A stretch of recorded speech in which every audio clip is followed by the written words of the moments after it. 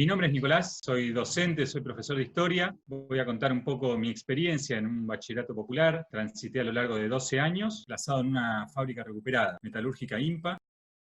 La primera fábrica recuperada en el año 98. Y bueno, yo en el bachillerato ingresé en el año 2008. El bachillerato es el primero que se abre luego de un trabajo de investigación, de análisis de la problemática de la educación de jóvenes y adultos. Se abre en el año 2004. Yo llego en el año 2008 de la mano de un conocido que tenía muy poca experiencia docente, casi nula. Yo estaba terminando la carrera en la Universidad de La Plata, la carrera de Historia, y como que siempre tuve un respeto a la docencia que me llevó a esperar a terminar la carrera para dedicarme a la docencia y dejar otros trabajos. En gran medida lo que me acerca al bachillerato, su ubicación dentro de una empresa recuperada. Yo tenía cierto conocimiento de esas experiencias que estaban ocurriendo en el mundo productivo, laboral, y que las reivindicaciones que tenía la organización que llevaba a cabo el bachillerato tenían que ver con reconocerse como trabajadores de la educación y demandarle al Estado ese reconocimiento al bachillerato en tanto escuela, y a los trabajadores de la educación reconocer su salario. Hola, mi nombre es Carla, soy estudiante de la Universidad de Lomas de Ciencias de la Educación, estoy en el último tramo de la carrera. Me empecé a acercar al bachillerato en el 2008, pero no ingresé en ese momento al aula ni a dar clases, sino que el bachillerato tenía, además de las clases regulares, el espacio de viernes, que es un espacio destinado, la cursada es de lunes a jueves, y los viernes es el día que se destina a recuperar las clases de los que no pudieron ir, o trabajar sobre previas o las equivalencias. Entonces es un día en el que en ese momento no necesariamente estaban los mismos docentes que están en aula, pero sí había otros docentes que se iban empezando a acercar al espacio. A mí al principio me convocaron para ver si sumaba a hacer módulos de trabajo, porque también la idea era que los estudiantes que no podían ir puedan tener como material para ir poniéndose al día con lo que no habían podido hacer. Entonces yo me empecé a acercar desde ahí, porque mi formación de base es de maestra inicial, por lo tanto yo no había estado nunca en aula con jóvenes ni adultos. Justamente cuando yo entré se estaba discutiendo bastante fuertemente si había como distintas líneas dentro de los bachilleratos en ese momento, y la discusión tenía bastante que ver con si sindicalizarse o no sindicalizarse, si asumirnos como trabajadores de la educación disputando un salario, o como militantes, educadores populares, y tal vez no pedir un salario, sino que la organización tuviese fondos para funcionar. Como que había distintas discusiones que en ese momento estaban como dándose en los bachilleratos, y a mí me terminó como convocando esta definición de CIS, reconocernos como trabajadores de la educación y como parte bueno, de un colectivo más amplio de docentes, no escindidos del resto de la docencia. Sí, con una característica militante y distinta. Una consulta. Hasta Sí. ahora están planteando la cuestión desde el punto de vista de la docencia. Vamos a pensarlo desde el punto de vista del estudiante, ¿sí? Al que seguramente sus demandas laborales les pueden tocar, pero de costado. ¿Sí? ¿Por qué llegan los estudiantes a ese bachillerato y no van a otro? La población del bachillerato fue cambiando mucho. ¿Dónde está localizado? Está localizado en Almagro, pero la población, o sea, fue cambiando mucho. Había una población que era del barrio, pero también empezó a pasar que se acercó un referente del Bajo Flores y terminó su escolaridad en el bachillerato, y eso generó hacia adentro de su barrio y de su comunidad como una posibilidad o un ver que se podía terminar en una escuela, y entonces ahí empezaron como a venir un montón de pibes y pibas del Bajo Flores. De a poco el bachillerato se fue instalando y fueron viniendo pibas y pibes de distintos barrios. Más allá de que en los primeros años se hacía mucho trabajo de ir a buscar a las organizaciones que estaban cerca, de tratar de articular, de que vinieran también desde ahí, de hacer como un trabajo cercano y territorial, que siempre hubo estudiantes del barrio, empezaron a venir muchos estudiantes, bastantes. Chicas, varones, ¿qué mayoría de qué? Bueno, obviamente había adultos, ¿no? Hubo gente como grande también, pero la gran mayoría de la población estaba entre los 18 y los 24, ponele 25, una cosa así. Pero con los años cada vez empezaron a venir más chicos y empezaban a venir de 14, o sea, bastante chicos. ¿A qué atribuyen ustedes que esos chicos no vayan al sistema público formal donde la oferta también existe? Sí, una observación también ahí. El bachillerato funciona, siempre lo hizo, durante el horario productivo de la fábrica, que es el horario de la tarde. Entonces el bachillerato funcionó siempre entre las 12:40 y las 18 horas aproximadamente. Lo cual también responde en gran parte a que la población, creo yo, esté en torno a estas edades y no a adultos mayores. Si bien en la educación de jóvenes y adultos en general hubo un corrimiento hacia edades más de adolescentes, también el hecho del turno tarde tiene que ver con que vayan muchos pibes y pibas que o no laburen trabajos informales o como deliveries a la noche. Muchas veces en la entrevista que hacíamos para inscripción o cuando se acercaban, justamente les preguntábamos, cuando eran muy chicos, bueno, ¿por qué no vas a una escuela secundaria que vos todavía estás en edad y podés hacerlo? Terminábamos inscribiendo igual. Se supone que era para mayores de 17, que eran excepciones las que nosotros después podíamos inscribir, esto si se quiere es más adelante, ¿no? Con el reconocimiento y otras cuestiones, pero nosotros le planteábamos esto mismo de a vos te tienen que garantizar la vacante, es una obligación, vos tenés que poder ir a la escuela, y muchas veces las respuestas tenían que ver, por un lado, con que les daban muchas vueltas para inscribirlos. La función del bachillerato popular, como ustedes la concibieron y la ejecutaron, ¿era una función de reemplazar o sustituir aquello que el Estado dejaba de lado? Era decir, cubrir aquello donde el Estado no llegaba, ¿era eso? La idea de la apertura de estas escuelas tenía un sentido también como parte de un movimiento más amplio, si se quiere. Como que este primer bachillerato en el que nosotros estuvimos, pero eso pasó en otros bachilleratos también, tenía el sentido también de tratar de pensar o de construir otro tipo de escuela en articulación con, en nuestro caso, con las fábricas recuperadas, pero en otros con movimientos sociales, territoriales, barriales, de distintas formas. Aparece en el relato aparece la idea de jóvenes y adultos. Está comprobado que en Argentina, si yo pongo un horario a la tarde o a la mañana, se restringe el acceso del adulto que trabaja, a menos que se esté pensando en adultos que no tienen empleo. Y las mujeres con niños es un horario muy bueno a la mañana o a la tarde, en esta edad que todavía son escolares, pero ya son mamás. ¿Qué hay de eso en este bachillerato que ustedes trabajaron? Fue un deseo siempre, pero nos costó mucho llevarlo adelante, porque nosotros funcionamos durante muchos años en el tercer piso de la fábrica. ¿La fábrica funcionaba? Mientras tanto, ¿la fábrica estaba trabajando? Sí, generalmente el horario de la fábrica era hasta las 3 de la tarde, y nosotros arrancábamos de 1 a 6. También los horarios también tienen que ver con el entorno. La fábrica durante años no tuvo luz, tuvo la luz cortada, laburaban con generadores. Funcionar de tarde era casi lo posible. No podía pensarse en poner plata para pagar una luz de noche, ni funcionar de noche. Estábamos en el tercer piso de la fábrica, que es una metalúrgica, que llegar al tercer piso implicaba pasar y subir esos 3 pisos. Entonces durante muchos años fue muy difícil pensar en adaptar el espacio para que las madres puedan venir con sus hijos, pero sabíamos que era una realidad, así que cuando nos pudimos mudar a la planta baja, del otro lado de la fábrica es muy grande, es una manzana.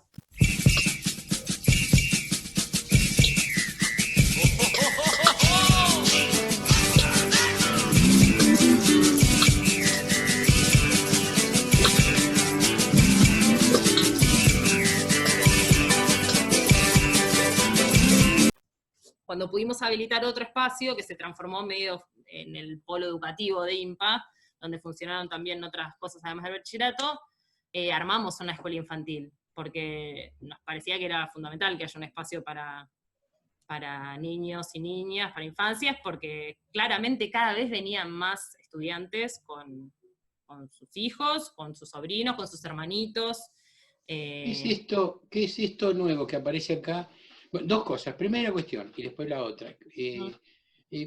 Si están funcionando en el mismo horario que los obreros están haciendo funcionar la fábrica, dejan afuera de su oferta a los propios trabajadores, ¿o no? No, por la superposición eran de 2 horas como mucho. Al principio los que más venían eran los hijos de los trabajadores más que los trabajadores. Hubo muchos hijos de trabajadores de la fábrica que se graduaron en el bachillerato. Incluso, perdón, generaba también, no había unanimidad en los trabajadores. Claro.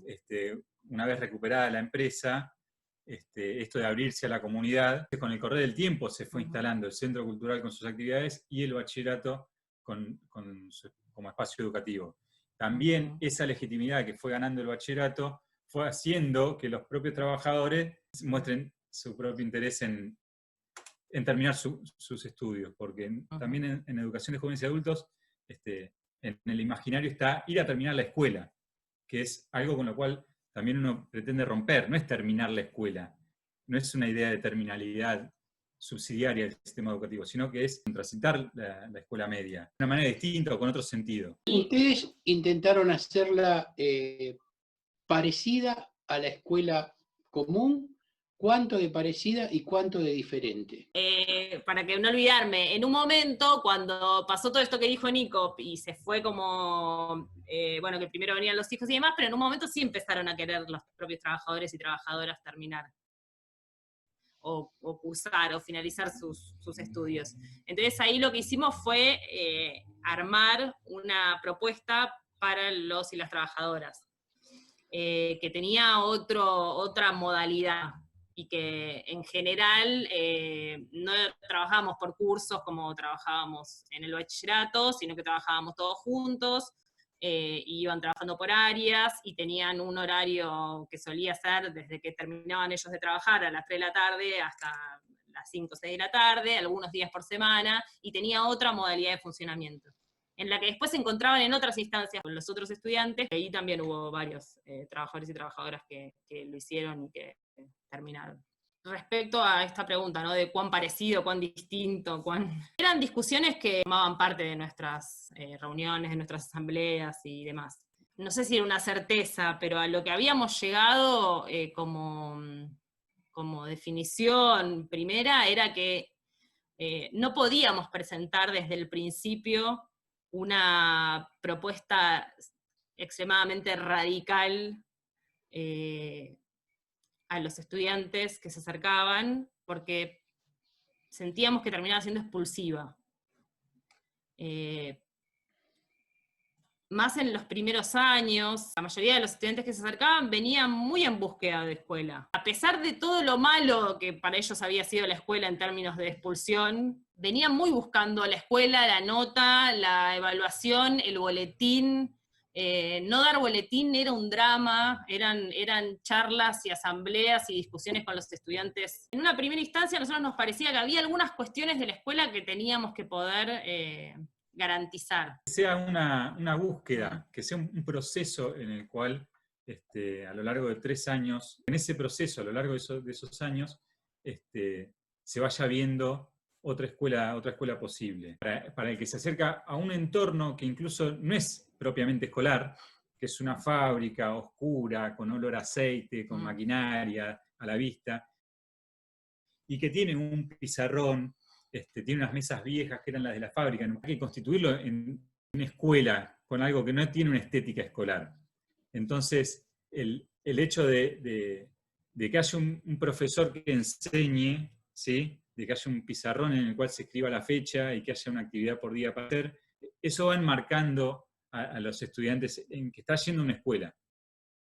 Esa es una primera imagen que buscábamos construir también. Porque también nosotros trabajamos con una población muy diversa, predominantemente jóvenes adolescentes en torno a los 16, 17, 20 años, que venían de distintos barrios, y también había una realidad que tenía que ver con marcar el territorio en los primeros días de clase, y había muchos conflictos, había que buscar la forma de enmarcar esto en los términos de escuela, ¿sí? No hay sujeto adulto que va a terminar la escuela y que se siente, que escucha, sino que hay pibes que van a tensionar también, van a ver también que eso se puede romper, se puede generar conflictos, y hay otros estudiantes de otros barrios que también van a marcar el territorio ahí. Entonces Sí, también, muchas veces, perdón, iban a buscar la escuela para pelearse con esa escuela, probablemente, para resistir esa escuela, pero la iban a buscar. Pero también en un punto hay algo de las discusiones, porque tal vez uno lo dice y queda medio raro, pero también había algunas discusiones que nosotros teníamos como en la asamblea de profes, que también tenían que ver con el imaginario de la educación popular, y de que un bachillerato de educación popular era ir a sentarse en ronda a tirarse un ovillo y hablar sobre lo que sentíamos en ese momento, y que no había ningún espacio de producción de conocimiento, ni de problematización del conocimiento, ni de otras cuestiones. Entonces, también había ahí una discusión medio latente que teníamos, fundamentalmente los primeros años, creo, que era cómo no vaciar de contenido el espacio, generar una escuela, un espacio en el que se produzca un hecho educativo, pero sigue siendo distinta en otras cuestiones, que yo creo que fundamentalmente tenían que ver con la participación que tienen los estudiantes y los docentes en la construcción de esa escuela. La autogestión, si se quiere, de la escuela es algo que está en todas las dimensiones de todo lo que sucede ahí adentro, se hace de alguna u otra forma con la necesaria participación de los que la integran, desde la limpieza hasta no sé, hasta preparar las materias, hasta armar las planificaciones. Este imaginario que mencionas, estamos pensando que es el imaginario docente, de cómo sería un bachillerato popular. ¿Cómo es el imaginario estudiantil de esto que es un bachillerato popular? Lo primero que se me ocurre es, mirando desde afuera, es que a un imaginario popular no accederían las clases medias. ¿Y cuál es el imaginario de los que acceden, los que van a preguntar, decir, bueno, quiero ver cómo es esto, me dijeron que es más fácil, que tengo menos dificultad, que acá no exigen, que no tengo que venir con tal ropa, o me aceptan como soy? ¿Qué pasa en ese imaginario? Porque vos hablas de planificación, entonces estás trabajando la idea de una actividad docente formal, y una planificación supone actividades de enseñanza y supone actividades de evaluación. Entonces, contame eso, ¿cómo imaginan los chicos y cómo estas actividades docentes se van a topar con esos chicos? O cuéntenme. me acuerdo un año que había salido una publicación desde un sector, de una agrupación particular docente de izquierda que criticaba los bachilleratos. Una de las críticas que hacía, en parte, era esto de los bachilleratos no están dirigidos a la totalidad de la población, sino a los barrios donde está la población más vulnerable, más pobre. Y justamente este bachillerato era una muestra contraria de eso, porque está en un barrio que sería de clase media, el límite entre Almagro, Caballito, Villa Crespo, y en este bachillerato iban los sectores medios de ese barrio y de barrios aledaños, que se encontraban con otra población que venía de las villas de la capital e incluso de Gran Buenos Aires. Entonces, y venían pibes de 16 años, 20, y señoras, señores que trabajaban de encargados de edificio, amas de casa, multiplicidad de ocupaciones. No hay un sujeto único, ni en la educación de jóvenes y adultos en general, ni en los bachilleratos. Entonces, ahí los estudiantes se encontraban con características comunes a ellos, pero también con una diversidad que es propia de los bachilleratos, que es propia de la educación de jóvenes y adultos, y que no es tan propia de la escuela media. Entonces sí, puede haber un momento del imaginario de que es más fácil, voy al bachi porque es más fácil. Después hay una realidad con la que se topan de que no es más fácil, es distinto. Después, esos mismos pibes que decían, en un primer momento es más fácil, decían, no, no es más fácil. Me acuerdo en una charla que organizamos, que decían, no es más fácil. Buscan los profes la forma de que nosotros no dejemos, que continuemos, y que veamos nosotros de que no es difícil, de que no es imposible. Entonces nosotros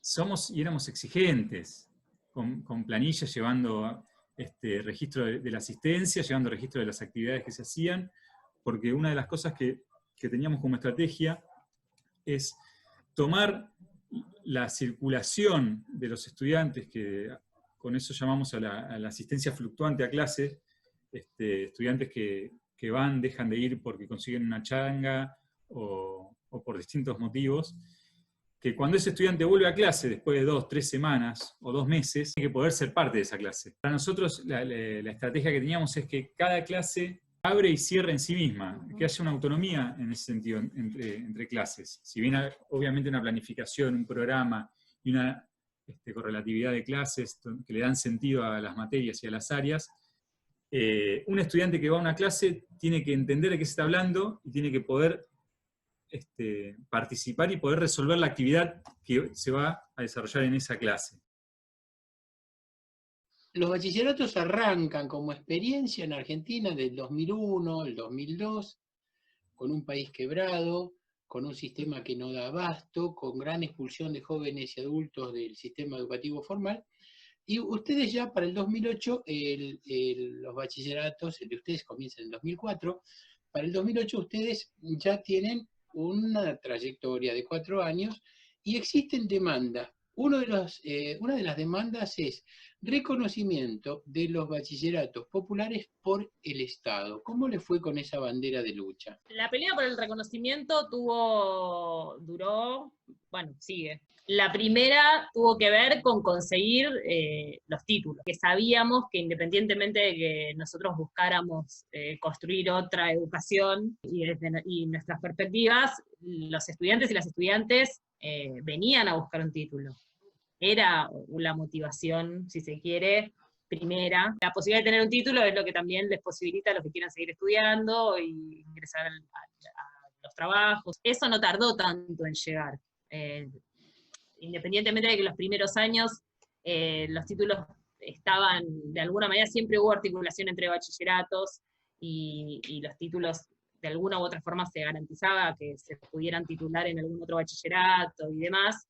El reconocimiento de los títulos vino bastante pronto, vino en los primeros años. Eso ya garantizaba un piso. Ustedes, otra demanda es salarios para los docentes, para todos los docentes. Eso supone que antes de esto o no se financiaban o tuvieron alguna forma de vivir de su trabajo. ¿Cómo fue antes? Suponemos que esa también fue una victoria, es decir, con reconocimiento de los salarios. Ahora Sí. lo cuentan, pero ¿cómo fue antes de eso? Los primeros años no había ningún tipo de financiamiento de ningún tipo. Lo único que cada tanto lográbamos obtener, que servía para cosas muy básicas como tizas, algún pizarrón, alguna madera para pintar con color de pizarrón, o las cuestiones más básicas, lo que se conseguía mediante articulaciones con la universidad, con la UBA. Muchos de nuestros compañeros eran estudiantes de distintas carreras, generalmente de sociales, pero de distintas carreras de la UBA, y existían distintos programas de articulación de la universidad con territorios, o de la universidad en organizaciones sociales, distintos proyectos que se podían presentar. Entonces, en los primeros años, el ingreso de plata, si se quiere, para comprar algunas cuestiones básicas para el bachillerato, estos programas que se hacían desde la universidad para tareas o para proyectos de investigación y demás. ¿Había gente que trabajaba gratis? Todos trabajábamos gratis. Todos trabajaban gratis. Digamos que lo que se obtenía de recursos era para el sostenimiento de la experiencia, no para que cada uno pudiera vivir de eso. No, era para lo mínimo, ni siquiera para sostener la experiencia, era para algunas cuestiones mínimas. Después nosotros no cobrábamos y además solíamos bancar todo lo otro, o sea, las tizas, los materiales, la virome, las fotocopias, todo lo que suele necesitarse en una escuela salía de nuestros bolsillos, o de estas pequeñas proyectos o cuestiones que podían llegar a aparecer, pero eran muy pocas, porque además, por lo menos en nuestra organización, siempre una definición fue justamente no recibir financiamiento de ninguna entidad privada, ni fundación, ni de ningún tipo. Por lo tanto, si no eran estas cuestiones que aparecían de la universidad, no había posibilidades de ingreso. El promedio de edad de la gente que trabajaba en esto. Los profes pueden ser caracterizados en un punto por jóvenes terminando sus carreras, mayor medida universitarias, profesionales como abogados, ingenieros, docentes recientemente jubilados y jubiladas,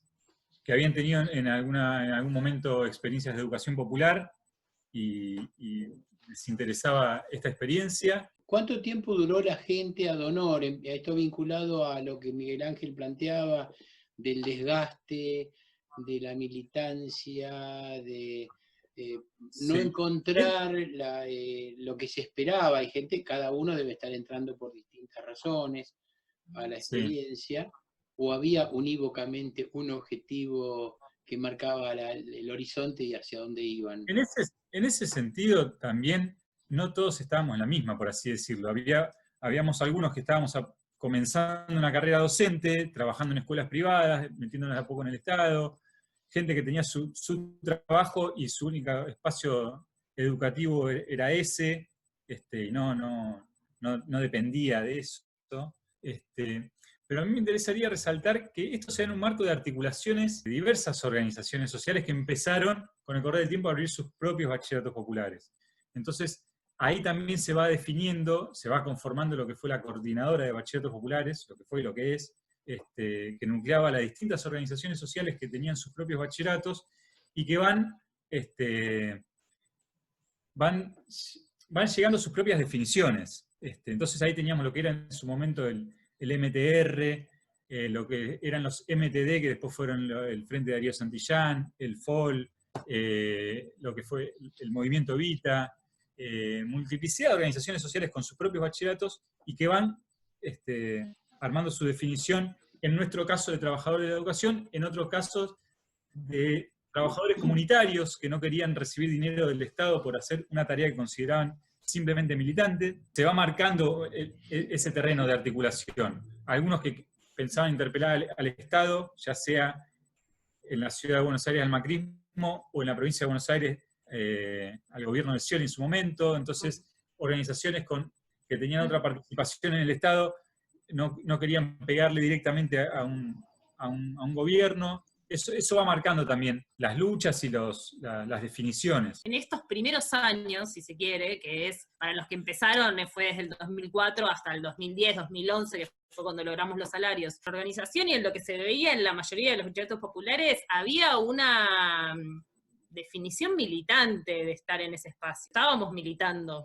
Sabíamos que el horizonte era, en nuestro caso, sí disputar un salario, pero en otros tal vez era otra definición, pero se sostenía desde ahí, se sostenía desde una convicción militante.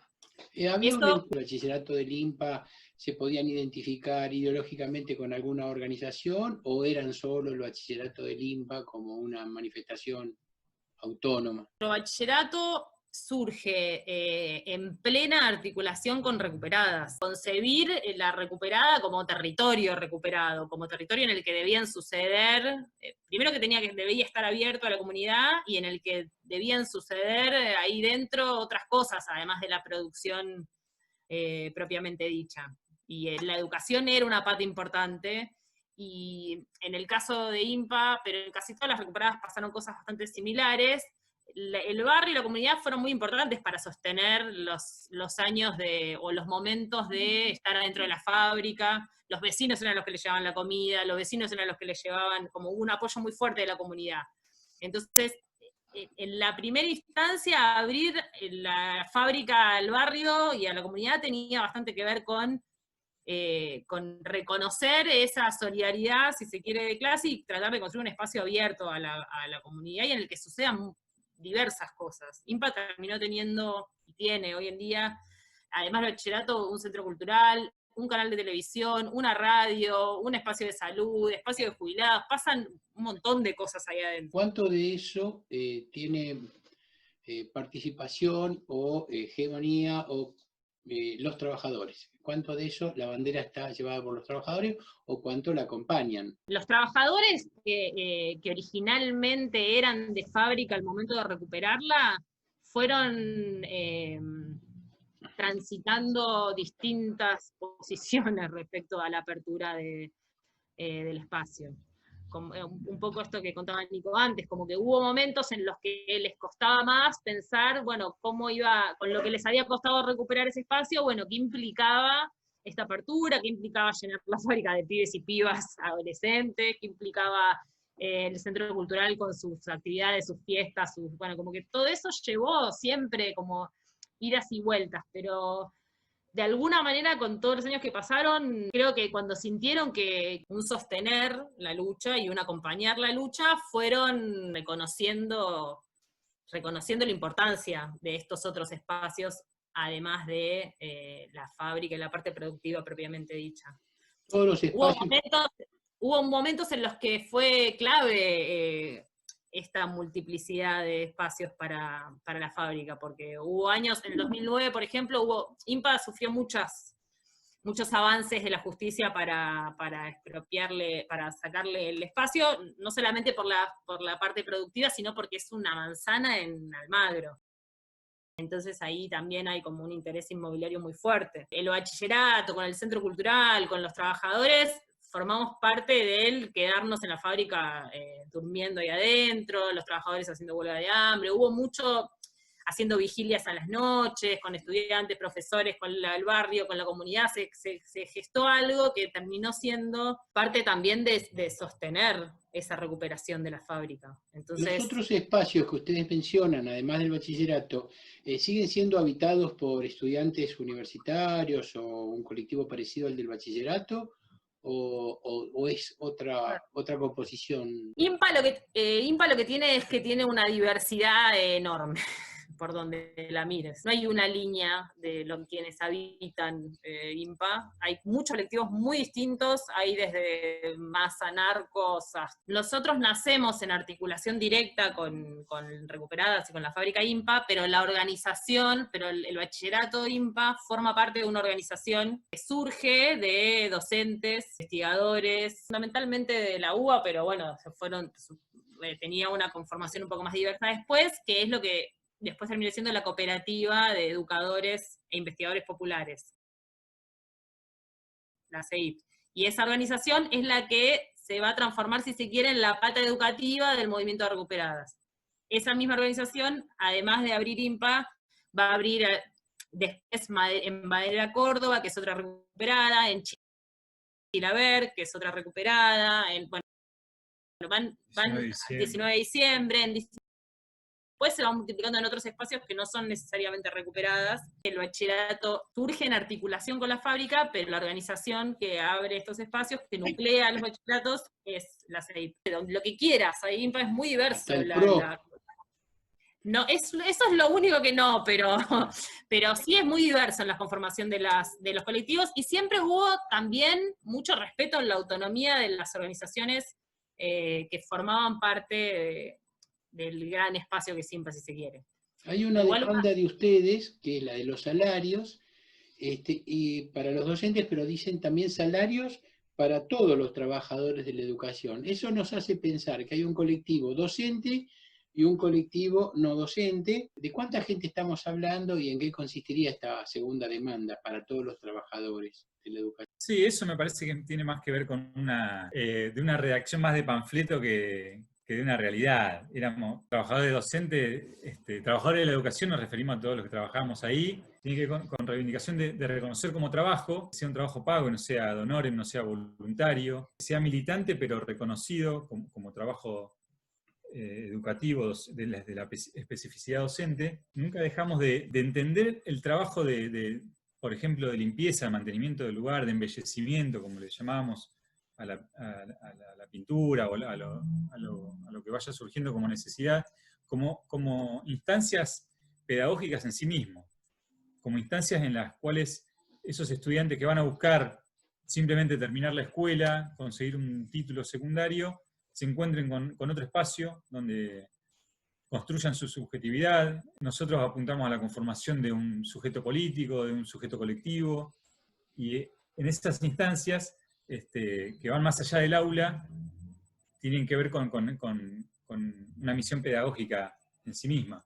Con esto que yo decía en un momento de la escuela, de parecernos a una escuela, yo siempre recuerdo una escena cuando abrimos un bachillerato en el barrio de los Piletones de Soldati. En la primera clase justo me tocaba a mí con un compañero que recién se iniciaba, yo hacía unos años ya que estaba, y la junta vecinal del barrio se encargó muy de preparar el espacio que ya tenían, conseguir sillas para un pizarrón, todo para el primer año que arrancaba a funcionar. Y cuando entramos al aula, ya lo que era el salón ya se había convertido definitivamente en un aula, entramos y mi compañero me mira asombrado porque las compañeras de la junta vecinal habían organizado las 30 sillas como un bloque frontal hacia el pizarrón. Entonces mi compañero me mira como diciendo, ¿qué hacemos? ¿Modificamos esto? Y yo le dije, no, hay que dejarlo así. ¿Por qué? Porque hay que trabajar a partir de este imaginario y a partir de lo que la gente tiene en mente como qué es la educación y qué es la escuela. Y en ese proceso ir transformándonos en otra cosa. No es que queremos ser una escuela tradicional, con clases expositivas únicamente, y de transmisión de saberes unilaterales, sino que buscamos que sea un proceso genuino en el cual se conforme un diálogo de saberes. Lo que tiene una pregunta que tenía que ver con la organización pedagógica. En nuestro caso, y esto también pasa, los bachilleratos son también muy diversos en su forma de organizar esta cuestión. En nuestro caso, nosotros teníamos, o tenemos, bueno, sigue siendo así en general. Son 3 años, tienen, si se quiere, una cantidad de materias que son materias comunes a cualquier escuela de adultos, ¿sí? O cualquier SENS. Desde lengua, matemática, historia, como el tronco común de materias, nosotros las tenemos, y después en cada año había materias específicas de la orientación que nosotros habíamos armado. Todo lo que voy mencionando es algo que se armó colectivamente dentro de los docentes del bachillerato. La discusión del proyecto político-pedagógico es una discusión que se dio hacia adentro en sus inicios, y después con los años se fueron obviamente rediscutiendo cosas, pero fue algo... Carla, sí. entonces la Secretaría de Cultura y Educación de la Ciudad de Buenos Aires los Sí. reconoce, le da título, reconoce los títulos, pero no les da un diseño curricular.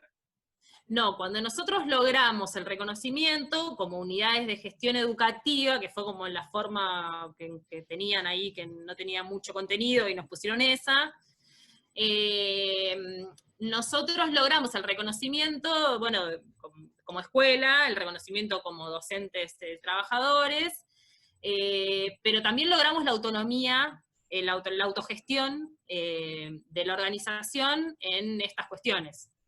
En el propio texto del reconocimiento está manifestado así, que la organización es la que conforma su asamblea docente, que será la que determine tanto el funcionamiento como la selección docente del bachillerato. El currículum de eso estamos hablando. ¿El currículum es uno que está impuesto, digamos, o tomado del Estado, o ustedes hacen su propio currículum y con eso los reconocen?